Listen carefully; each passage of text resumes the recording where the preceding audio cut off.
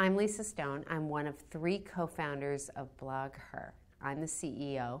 I had the crazy idea for a conference, but I did not want to host it by myself back in 2005. I'm a trained writer, which means I'm great at cocktail party conversations and not necessarily super at anything else other than being a journalist. When I met Elisa, she had huge operations expertise. She used to run lines for telecommunications companies like Harmonic and Terrion. And then we met Jory, who had sales background. Add community management and content with operations expertise and sales, and you actually have something that looks a little bit like a company, which was what we decided to found. The key for me was looking through the previous startups that I'd worked for, Web TV, Women.com, a brief stint with Lewis Borders at Keep Media, and trying to figure out how to become one of those companies where the founders constantly make it better, as opposed to strangle it and kill it. And working with Elisa and Jory was a way I felt like we could be as smart as possible while continuing to improve and learn instead of at any point believe our own hype. When people ask me how to find a great co-founder, I look at Elisa and Jory and I think of our 7 years of working together, and 3 things come to mind. Number 1, you have to care passionately about what you do to the exclusion of all else. Elisa, Jory, and I have sacrificed sleep, relationships, our own writing in order to build this company.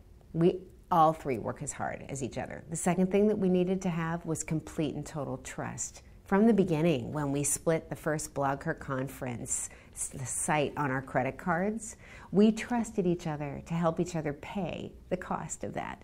Then we went into business together. We had a bank account together. We had insurance together. Each and every time we've had to do anything financial, not only were Lisa and Jory able to talk about money, but they were utterly and completely trustworthy, which I loved. The third thing that's essential is that you have to fight fair. We do a great job of agreeing to disagree, disagreeing about the things that matter, and then making up when we think it's the best for the business. It's not personal, it's business. And that's one thing that I think women don't get enough credit for. Great women who build huge companies do a good job of agreeing to disagree and advocating for what they believe in. When the question of why to have 2 co-founders instead of 3 co-founders never even occurred to me. Elisa, Jory, and I came together because we each have skills that the other doesn't have. Jory had so much more and better sales experience than Elisa and I did. Elisa had huge operations experience. I had content and community experience. So there was a very natural fit where we complemented each other.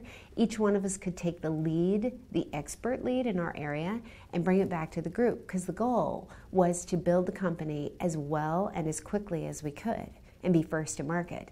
But what I think is really interesting is all 3 of us grew up in families with 3 girls and 1 boy.